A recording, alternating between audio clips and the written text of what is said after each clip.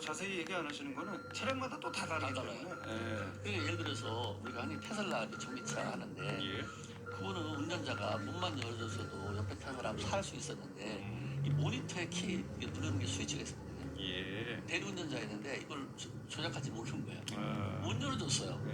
네, 그래서 이 사망사건이었는데 차마다 게 너무 다르니까 꼭 읽어보셔야 돼요. 저도 차를 처음 바꾸고 나서 안에서 이 걸린 거를 여는 걸 못 찾은 거예요. 네. 그래서 손님 내리셔야 되는데 한참 못 내리고 계속 제 차가 아니라 남의 차 타고 난 것처럼 되고 그래가지고 아주 쑥스러웠던 적이 있어요. 제가 예전에 그 어떤 분이 이제 차를 바꾸는 거예요. 예. 바꾸는 이유가 겨울 되면 손이 시렵다고 그런 거예요. BMW였거든요. 예. 745였는데 예.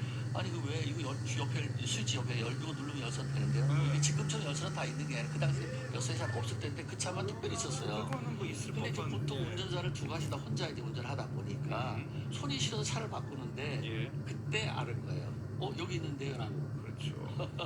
큰 돈 쓰시는데 그 전에 큰 그때 안 쓰고도 잘. 그러니까 타실 수 사용 있었어요. 설명을 읽어봐서 되는데 그렇습니다. 하여간 그 팔 때 자기 차 열선이 있었다는 걸 아는 그분도 계시더라고요. 자동차뿐만 아니라 모든 게 다 그런 것 같습니다. 뭐 요즘 전화기도 그렇고 사용 설명서 좀 읽어보시는 게 도움이 많이 될 것입니다. 카메라도 그렇고 다 그렇습니다. 맞아요. 예. 7708번 사용하시는 분입니다. 2013년식 디젤 산타페 7만 킬로미터 주행을 했습니다. 10년 동안 17만 킬로미터 많이는 안 타신 거죠? 네. 예. 인젝터 교환을 해야 되나요? 작년부터 출력 부족, 연비가 또 별로 안 나오고 엔진 소음이 있답니다.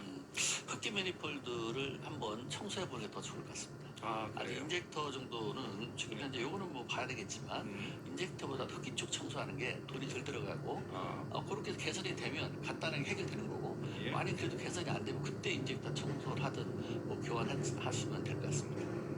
지금 7만을 기준으로 해서 좀 말씀을 하신 거죠, 그러니까? 17만. 17만? 네. 7만이라고 쓰셨죠? 7만이요? 네. 그럼 인젝터 아직 멀었어요. 흡기 쪽만 청소하면 될 것 같습니다. 예, 알겠습니다. 자, 1920번 사용하시는 분입니다. 전기차 1톤 포터입니다. 지난해 11월에 출고가 됐는데 브레이크 오토홀드 사용 시 오토홀드 해제할 사용을 하고 난 다음에 오토홀드 해제할 때가 되면 큰 소리가 납니다. 겨울이라 그렇지 않을까 생각을 했는데 지금 이제 날씨가 풀렸으니까. 근데 지금도 소리가 난다. 그래도 소리 나요. 조금씩 나요. 아, 마그네트가 움직이기 때문에 소리 납니다. 예. 딱 이렇게 나죠. 그래서 이제 이것 때문에 뭐 동네 카센터도 들러보고 그랬는데 계속 그렇다. 그러면 아직은 보증 기간이니까 예. 가서 너무 심하면 교환해달라고. 너무 심하면 저희가 지금 큰 소리가 난다 이 정도만 가지고 판단을 못하니까. 네. 예. 하지만 이게 안 날 소리가 나는 건 아니다. 네, 요즘은 이렇게 스위치 작동되면 마그네트가 작동되기 때문에 예. 소리 납니다. 알겠습니다. 자서 네. 딱딱 붙었다 떨어지는 뭐 이런 소리 생각하시면 되겠습니다. 3879번 사용하시는 분입니다. 티구안이고 63,000km 주행을 했습니다.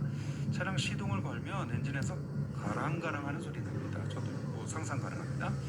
운행 끝나고 또 들어보면 소리가 안 납니다. 그렇겠죠? 예. 괜찮은가요? 이게 소리가 나는 건 아니죠. 일단은 이 엔진 이거 같은 경우는 오일을 좀 점도에 잘 맞는 거 쓰시는 게 좋겠습니다. 예. 5W30을 합성 오일로 조금 좋은 걸 쓰시면 이 소리 멈출 거라고 보고요. 예. 만약 그래도 나면 첨가제 오일 첨가제 있거든요. 그것도 보충하시면 첨가제. 한결 부드러울 겁니다. 예, 알겠습니다.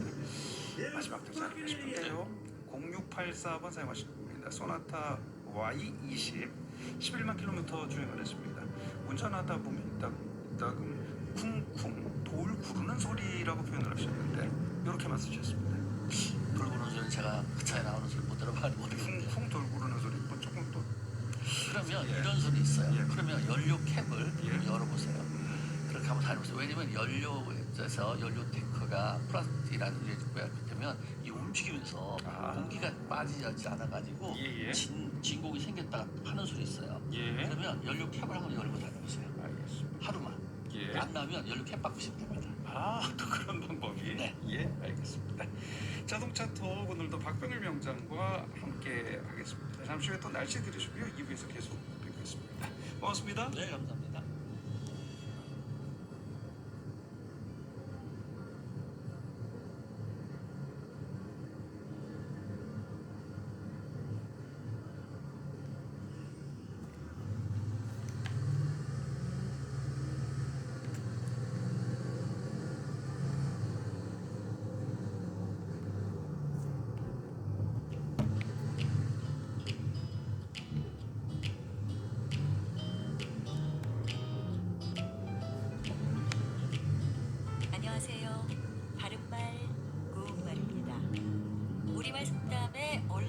참비 품고 가도 제 복 있으면 잘 산다라는 말이 있습니다. 친정이 가난해서 결혼할 때 입은 옷과 머리밖에 가지고 갈 것이 없지만 잘 살려면 얼마든지 행복하게 잘 산다는 뜻이고요. 예장을 많이 해야 잘 사는 건 아니라는 의미입니다. 같은 뜻을 가진 속담으로 이고 지고 가도 제 복 없으면 못 산다 같은 것도 있습니다. 이 속담에 나온 얼레빗과 참빗은 모두 머리를 빗는 빗의 한 종류인데요. 얼레빗은 빗살이 굵고 성긴 큰 빗, 참빗은 빗살이 아주 가늘고 촘촘한 빗입니다. 오래전에 할머니께서 쪽진머리를 만드실 때면 늘 참빗으로 곱게 빗으셨던 것이 생각납니다. 참빗과 관련된 속담 가운데 참빗으로 훑듯이라는 것이 있습니다. 아주 촘촘한 참빗으로 훑는 것 같다는 뜻이니까 결국 남김없이 샅샅이 뒤져내는 모양을 비유적으로 이룹니다. 일제강점기에 일제가 독립군을 치기 위해서 썼던 참빗 전술이라는 것이 있었는데 독립군 활동 지역에 수많은 군대와 경찰을 투입해서 참빗으로 훑듯 샅샅이 수색하고 또 공격한 데서 나온 말이라고 합니다. 그 외에 샅샅이 뒤져서 찾는 모양을 이르는 말로 이잡듯이 같은 관용구도 있고요. 사슬이라는 한자어도 있습니다. 사슬은 사실할 사자에 빗질 자를 써서 빗질을 하듯 샅샅이 세밀하게 조사함을 뜻합니다. 바른말 고운말 아나운서 변희영이었습니다.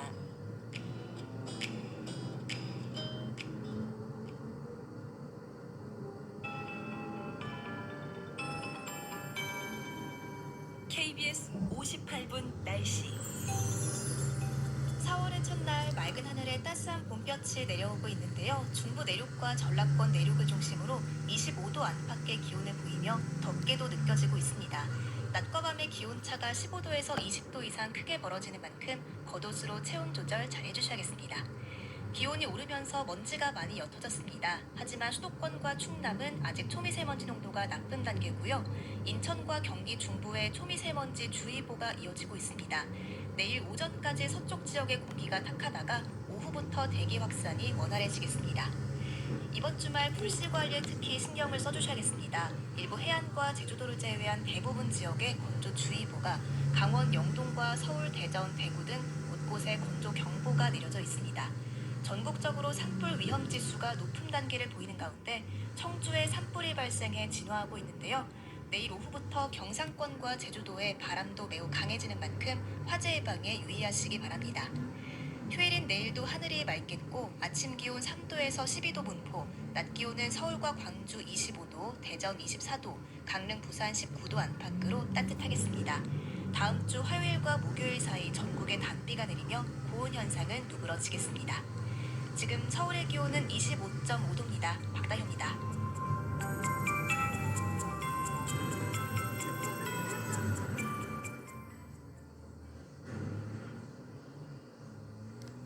정성을 다하는 국민의 방송 KBS가 내실을 알려드립니다. AM 711kHz, FM 97.3MHz, KBS 1라디오입니다. HLKL.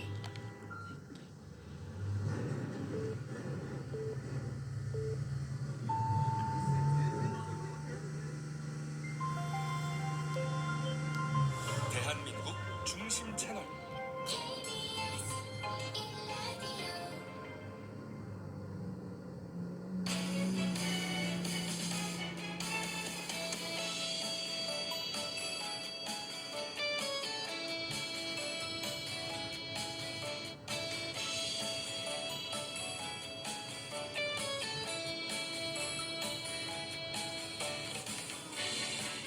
주말 생방송 정보쇼 아나운서 최승권입니다. 다양한 뉴스와 알찬 정보 KBS 1라디오 주말 생방송 정보쇼 2부 시작합니다. KBS 1라디오의 모든 프로그램 유튜브에서도 함께할 수 있습니다. 실시간 방송 진행하는 것을 보실 수 있고요. 정치, 경제, 사회, 문화 등 다양한 분야의 명품 콘텐츠가 마련되어 있습니다. KBS 1라디오 채널 구독 그리고 좋아요, 댓글 많이 부탁드리겠습니다. 먼저 고속도로 상황 살펴보겠습니다. 한국도로공사 이지은 캐스터. 네, 봄이 물씬 느껴지는 주말입니다. 이제 나들이를 끝내고 집으로 돌아가는 차들로 서울 쪽 정체도 서서히 길어지고 있는데요. 15번 서해안선은 양방향 서해대교에서 밀리는데 서울 쪽으로는 이 정체가 당진부터 시작되고 있고요. 이후 경기권 진입에서는 화성휴게소와 팔단 분기점 그리고 광명역과 근천 사이로 어렵습니다. 충청권을 지나는 25번 논산천안선은 정호터널 1차로에서 사고가 났습니다. 전방 주시 잘해주시고요. 이후 정안휴게소 부근에서는 양방향으로 교통량이 많아 불편합니다. 1번 경부선은 아직까지 내려가는 차들이 많습니다. 부산 쪽으로 입장부터 북천안 그리고 옥산과 청주 부근에서 어렵고요. 반대 서울 쪽으로도 옥산부터 본격적으로 정체라 옥천까지 이동하기가 많이 힘겹습니다. 35번 중부선은 남이 방향으로 서청주와 남이 분기점 사이 막히는데 서청주 부근에서는 1차로 사고에도 주의가 필요하고요. 50번 영동선 인천 쪽으로는 1시간 전보다 정체가 부쩍 길어졌습니다. 덕평에서 양지터널 사이로 10km 구간 한 번에 밀립니다. 60번 서울 양양선은 화도를 앞두고 양방향 7km 구간씩 속도가 떨어집니다. 지금까지 한국도로공사 교통센터 이지은이었습니다.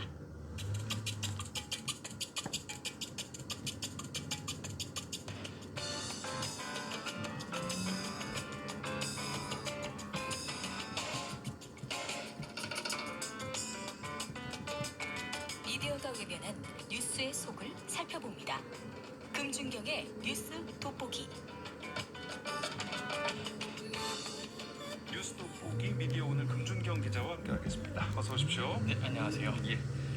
한상혁 방송통신위원장에 대한 구속영장이 기각됐습니다. 네, 지난 29일이었는데요. TV조선 재승인 심사 당시 이 점수 조작 의혹을 수사 중인 검찰이 한상혁 방통위원장에 대한 구속영장을 청구를 했지만 예. 지난 29일 법원이 기각을 했습니다.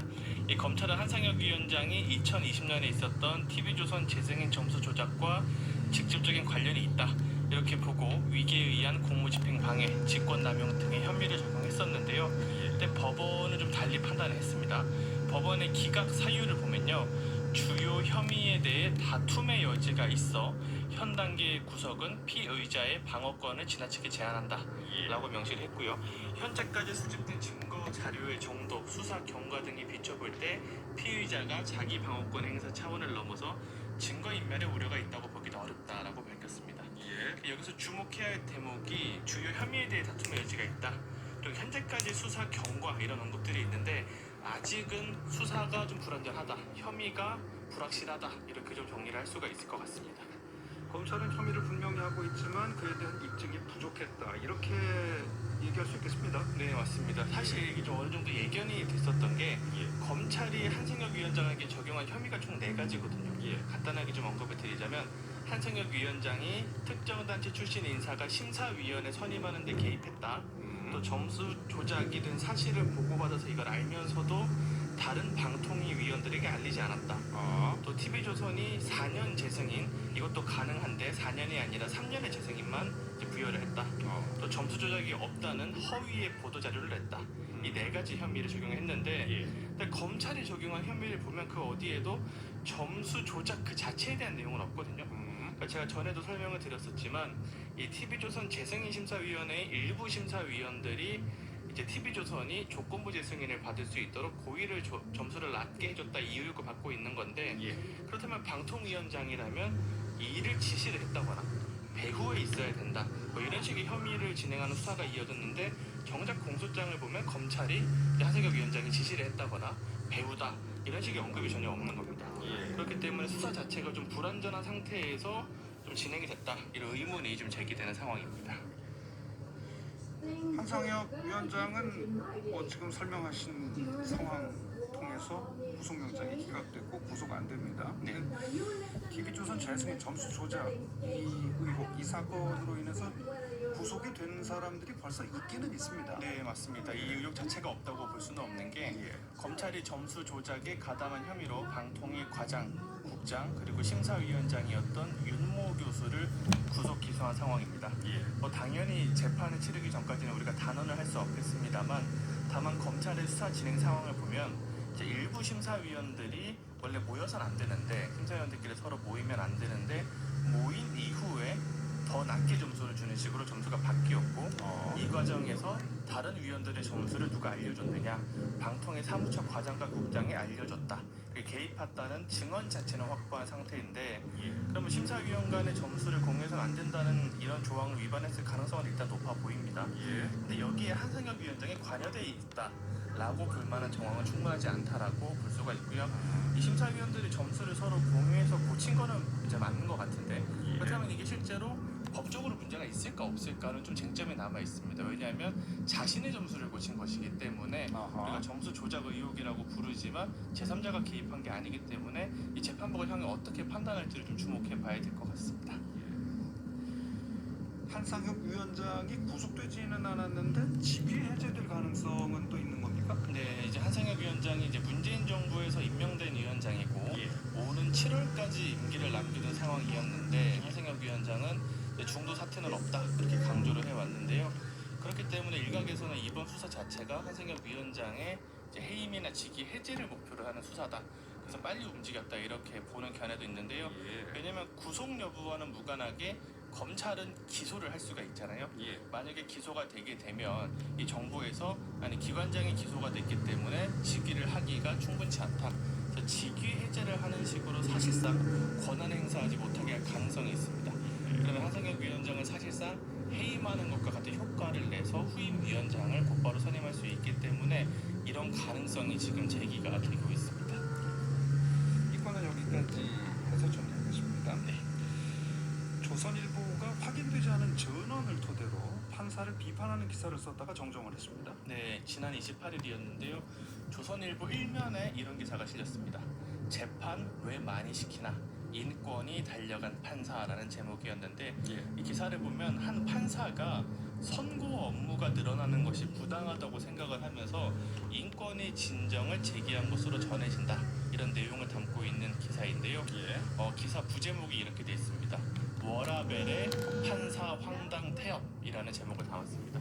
자신의 이제 워크라이프 밸런스를 중시하다 보니까 태업을 했다 이런 식의 판사를 비판하는 기사인데 조선일보 기사를 보면요. 그동안 판사들은 일주일에 3건까지만 판결을 선고하겠다는 암묵적인 합의가 있었는데 이게 깨지고 업무량이 늘어나다 보니까 어떤 판사가 이를 인권위에 진정을 넣었다 뭐 이런 내용의 기사였습니다. 근데 이 내용 자체가 사실이 아니었습니다. 인권위에서는 이 기사 내용이 포함된 진정을 접수한 사실건이 없다. 그런 사실이 없다라고 밝혔습니다. 그건 좀 황당하네요. 내용의 전개도 그렇고 근데 이게 사실이 아니었다는 거죠. 그렇죠. 기사 내용 자체가 이제 허위였다는 건데요.